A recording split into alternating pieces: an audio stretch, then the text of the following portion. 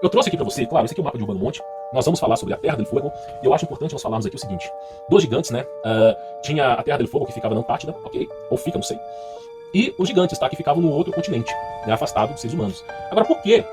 Por que esses gigantes? Qual que é a conexão dos gigantes? Quando você pega Gênesis 6, você sabe que o ser humano, os santos sentinelas desceram pelo Monte Sinai, pelo Monte Hermon, peço perdão, tá? Monte Hermon, amaldiçoado em hebreu, e simplesmente habitado com as mulheres humanas, e aí deram origem a gigantes. Então o que acontece é o seguinte, né? Onde tem esses gigantes, nos mapas antigos, era mais ou menos onde se tinha o berço da civilização. E Terra del Fuego era uma região que, segundo alguns livros, por exemplo, o segundo livro de Adão e Eva, é claro que não é verdade, né? Não foi Adão e Eva que escreveu esse livro, mas alguém com grande conhecimento escreveu. Então o segundo livro de Adão e Eva, livro de Eleazar e o livro de Enoque relatam mera semelhança com o mapa de Urbano Monte, né? Terra del Fuego. Por exemplo, no segundo livro de Adão e Eva, tá? É descrito o seguinte: mas, ó meus filhos, Deus nos conduzirá para uma terra estranha, e vós nunca mais retornareis, né? Mas tornareis a ver com vossos olhos este jardim e essa montanha sagrada.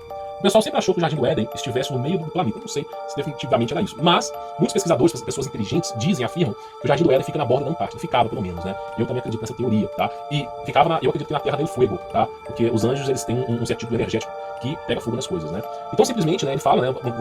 Deus fala que vai mandar a descendência de Noé para uma terra estranha, que eles nunca mais vão voltar para a antiga terra e não verão mais o jardim, tá? Ele fala sobre isso e fala sobre a montanha sagrada.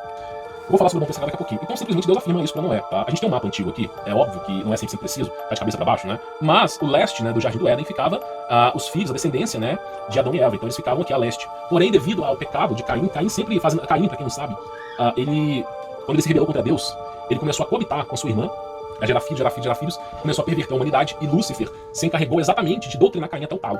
Então os filhos de Caim, né, entre outros, Lúcifer estava sempre ensinando sobre tecnologia, metais. Por exemplo, a gente tem Tubal Caim, que é considerado como o primeiro homem de ferro do mundo. Tem outros seres aí, e Lúcifer sempre ficava ensinando essas porcarias aí, tá? Conhecimentos que não levam a lugar nenhum. E aí, Deus, né, em sua unânime proteção, né, decidiu colocar Adão e Eva e a sua descendência no monte que eu acredito ser Meru, não posso afirmar.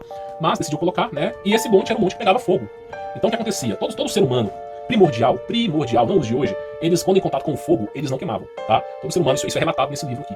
Então, por exemplo, o ser humano, ele não pegava fogo. Então, a montanha pegava fogo em sua borda, né? E era uma montanha onde eles cultivavam os seus alimentos, né? E eles, né, constituíam uma civilização na montanha. A montanha é grande, pessoal. Quando a gente pega a montanha, a gente pega, por exemplo, Serra da Mantiqueira, começa lá no Nordeste e termina lá não sei aonde, no Rio Grande do Sul. Então, assim, a montanha, ela pode ter centenas de quilômetros, tá? Então a montanha pegava fogo, né? E todo aquele que era pagão ou que tinha pecados não conseguia subir a montanha.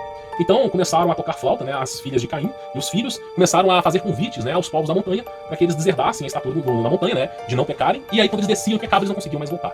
Então o Lúcifer começava a ensinar a instrumentação de música, flautas, para convencer os filhos de Caim e isso é uma história apócrifa, tá? A ludibriar o povo da montanha para que eles viessem a pecar. E aí no fim da história só sobrou Matusalém, Lameque e Noé. Da montanha, e claro, sua família, né? É porque simplesmente o povo inteiro foi pecador, tá?